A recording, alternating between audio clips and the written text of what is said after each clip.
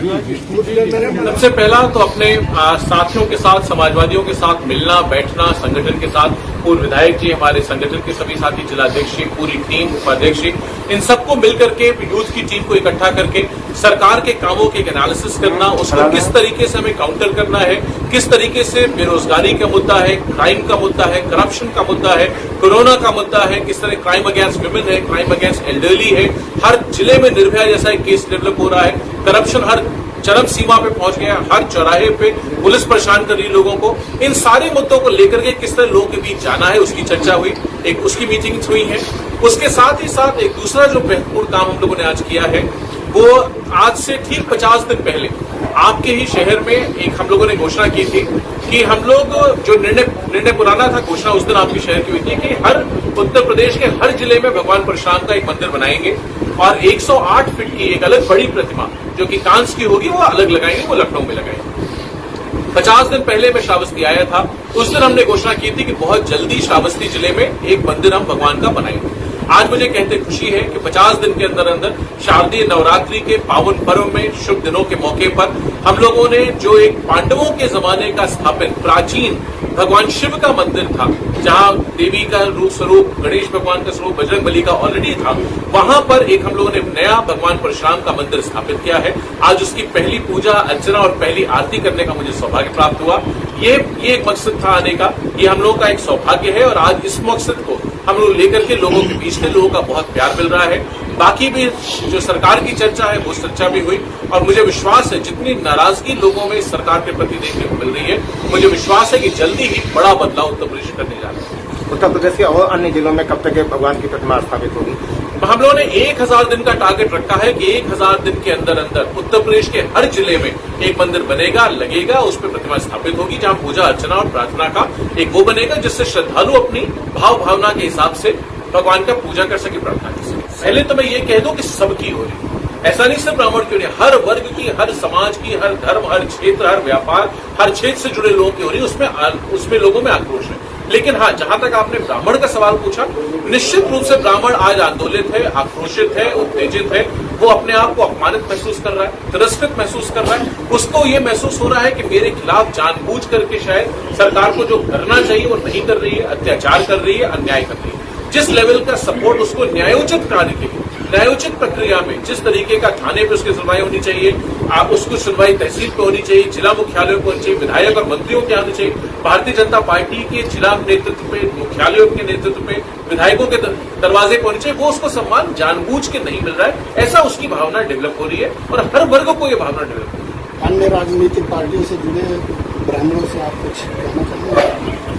मैं तो सबसे कहना चाहूंगा, बात सिर्फ ब्राह्मणों की नहीं है, बात हर समाज की है। समाजवादी लोग हर समाज को, हर वर्ग को, हर धर्म को सम्मान करना जानते हैं और जो हिंदुस्तान के संविधान में सोशलिस्ट सेक्युलर डेमोक्रेटिक रिपब्लिक का जो हमारे प्रियम्बल में जो आइडियाज रखे गए उनको मान के चलते हैं। मैं ये कहना चाहूंगा कि जो भी आदमी, अगर आप अपने ऊपर होते हुए अपमान का, अपने ऊपर होते अन्याय की अगर आप लड़ाई नहीं लड़ेंगे तो अन्याय आपके ऊपर नहीं रुकेगा। आपको निश्चित रूप से सबको इकट्ठा होकर के, सबको एकजुट होकर के, सारे लोगों को एक बंधन में पिरो के, मोहब्बत के डोर में बंध करके, नफरत और वो चीजें जो हमको बांटती हैं, चाहे हिंदू मुसलमान की लड़ाई हो, चाहे धर्म और जाति की लड़ाई हो, उनसे भारतीय जनता पार्टी के उस एजेंडा को, जो नफरत फैलाने का एजेंडा है, हिंदू मुसलमान में लड़ाने का एजेंडा है, जातियों में बांटने का एजेंडा है, उसको दूर करके, उसको तोड़ करके सबको इकट्ठा होने की जरूरत है और उत्तर प्रदेश को दोबारा विकास के रास्ते पे, डेवलपमेंट के रास्ते पे, इकोनॉमिक ग्रोथ एंड प्रोग्रेशन के रास्ते पे, एम्प्लॉयमेंट जनरेशन एंड क्रिएशन के रास्ते पे, क्रॉस वैल्यू एडिशन के रास्ते पे, बजट के रास्ते पे हमको ले जाना होगा और उसकी जिम्मेदारी अगर उत्तर प्रदेश में कोई निभा सकता है आज, तो सिर्फ माननीय अखिलेश यादव निभा सकते हैं, सिर्फ समाजवादी। जिस तरह से पूरे प्रदेश में सरकार करते हैं, तो अपने पार्टी से जोड़ने के लिए आपने देखिए, आपने कहा जोड़ने के लिए, मैं तो कहना चाहूंगा हमारा संस्कार ही जुड़ा हुआ है।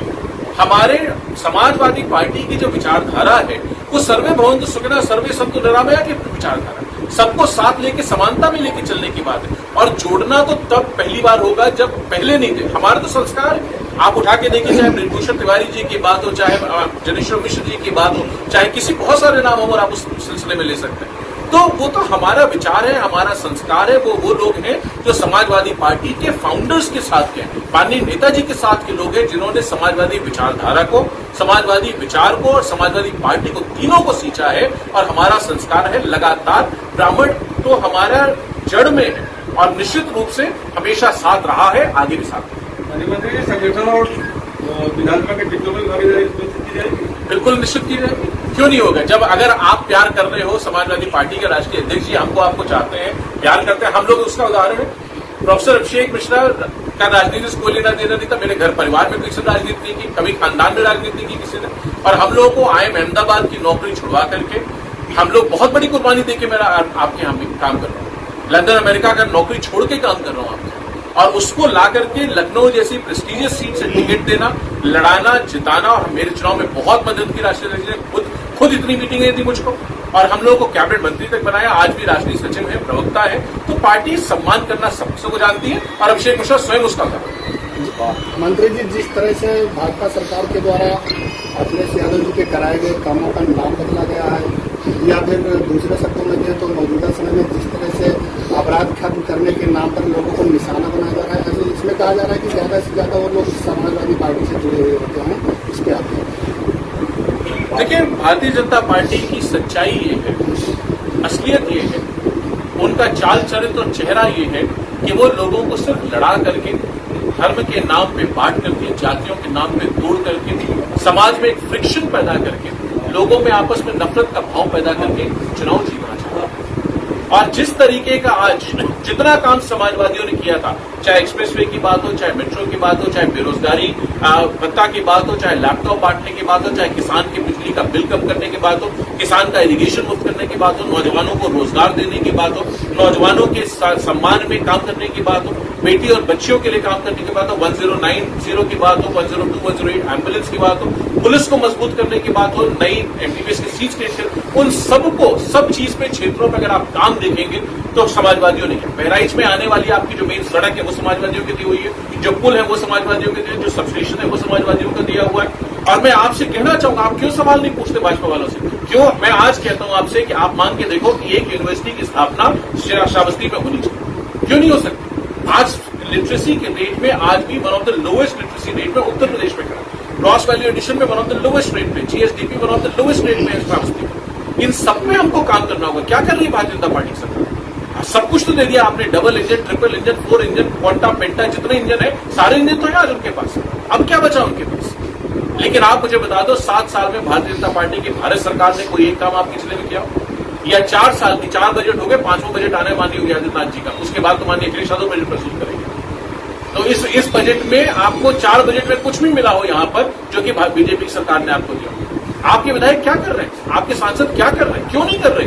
क्यों आप सवाल नहीं पूछते? क्यों जनता नहीं पूछती उनसे? मैं आपको ईमानदारी से बता रहा हूं, मैं जितना क्षेत्र घूम के आ रहा हूं, कई गांव आज गया हूं, कई बाजारों में बैठा हूं, कई दुकानों में, बाजारों में पैदल चल के आ रहा हूं, उन जगहों पे जिस लेवल की नाराजगी देखने को मिल रही है, मुझे लगता है आपकी भारतीय जनता पार्टी के विधायकों को लोग गांव में घुसने नहीं देते।